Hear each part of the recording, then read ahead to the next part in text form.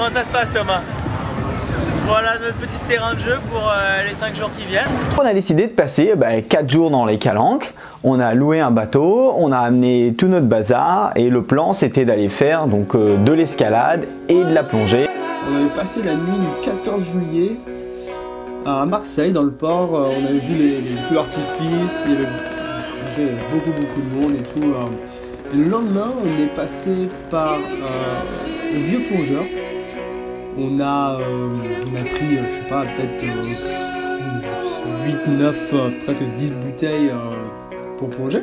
Et on est parti vivre la belle vie pendant 4 jours au soleil dans les Calanques. Donc assez naïvement, on a chargé notre matériel, on a loué un bateau. Alors faut savoir que fraîchement avant, mon cousin et moi, on avait passé notre permis bateau, notre permis côtier pour pouvoir louer des bateaux comme ça, un peu naïvement, on s'est dit ça nous servira. Et puis ça tombe bien, ça nous a servi. J'avais toujours rêvé, moi, de plonger en complète autonomie, c'est-à-dire d'avoir le bateau, mes bouteilles et de n'avoir de compte à rendre à personne. La première plongée qu'on a faite, c'est le Liban.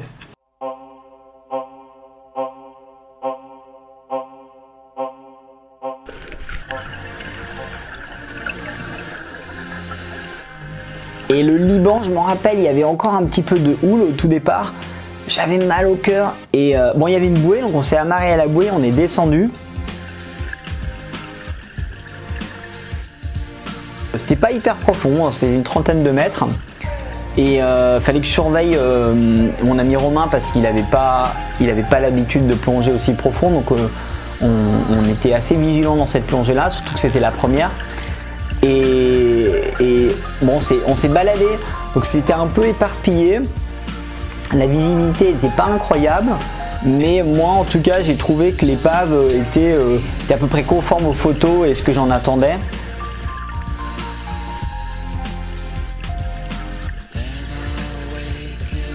Même s'il ne restait pas énormément de choses, je pense qu'il y avait suffisamment de tôle pour qu'on arrive à savoir qu'il y avait une épave là, quoi. Contrairement d'ailleurs à d'autres plongées.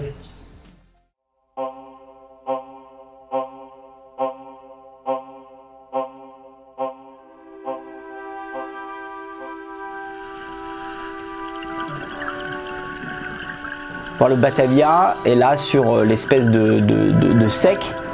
Et on a galéré parce que on n'a pas plongé du bon côté, il a fallu remonter le courant, il y avait des courants très forts. Donc là c'était assez intense pour essayer de rejoindre l'épave. Et pareil, donc ce qui restait de cette épave là, c'était... moi j'ai été déçu, clairement déçu, je pensais qu'il y aurait un petit peu plus.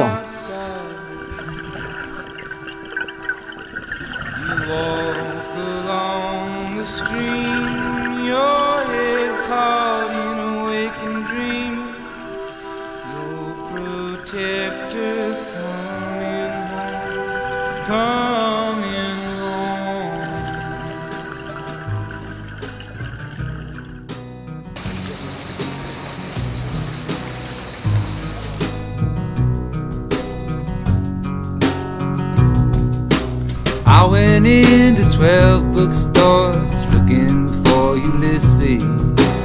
Motherwell led me to believe all my questions would be answered.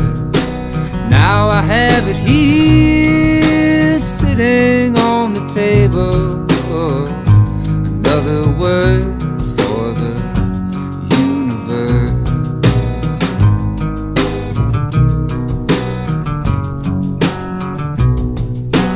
Loose green tea and a bonsai tree, an underground apartment. Check my email and wash my clothes while my rice is cooking.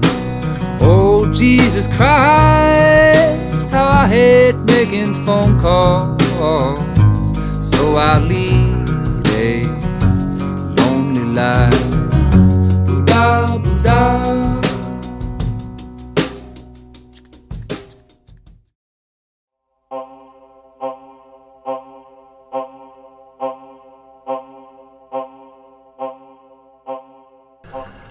La télévision, j'avais trouvé ça assez cool. cette arche massive, ça avait, en tout cas moi ça m'a impressionné.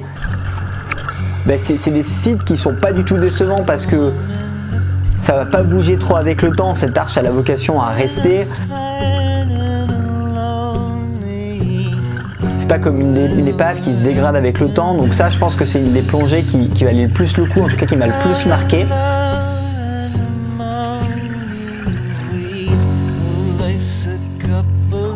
On s'est tapé quand même pas mal de délire. Puis comme c'est pas très profond, ça a permis de passer pas mal de temps.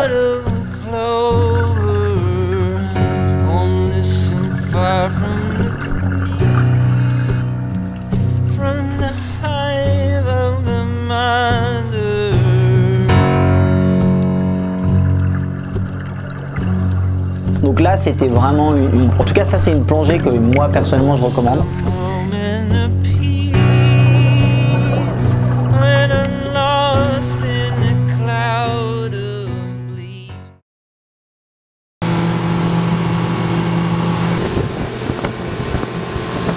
C'est là qu'on a plongé hier, non? Ouais, c'est les Saïdons.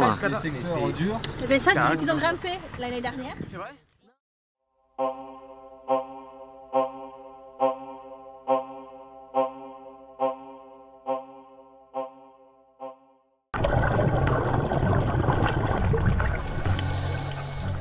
Les Saïdons. Alors les Saïdons, c'était des petits tunnels et surtout il y avait plein de langoustes qui dépassaient. Alors on voyait les antennes et on se baladait. Et contrairement à ce que je pensais, le petit fond c'était des petits cailloux blancs, donc on pouvait toucher le fond et les murs étaient blancs, donc ça donnait un bleu avec du blanc. Moi j'ai été émerveillé. On a l'impression de se perdre parmi ces petits tunnels.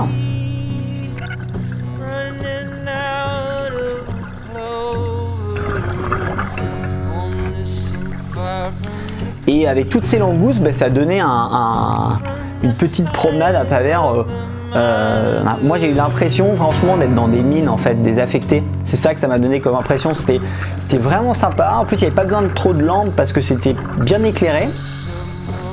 Une plongée pas profonde comme ça où on se promenait dans les galeries. Moi c'est pareil, c'était une de mes plongées préférées.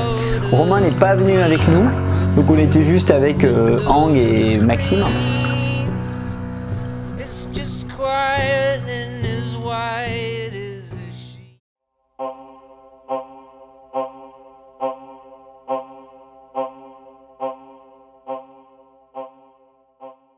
Il nous restait un petit peu d'air dans nos bouteilles. On s'est dit, bon, on va aller s'amuser. Et moi, on va aller chercher les amphores. On a mis beaucoup de temps à les trouver et c'est moi qui les ai trouvés.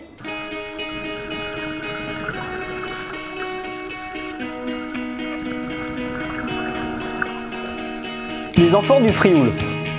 On a galéré à les trouver, hein. C'est Doudou qui les a trouvés au final. Elles n'étaient pas profondes. C'est ces derniers sites qu'on a été voir. Et franchement, j'ai été déçu parce que certes il y a des amphores, mais aujourd'hui, en tout cas de loin, on ne peut pas les deviner.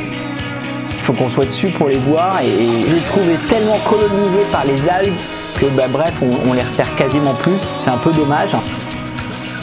J'ai fait un gros câlin et puis un gros bisou avec Thomas sous l'eau.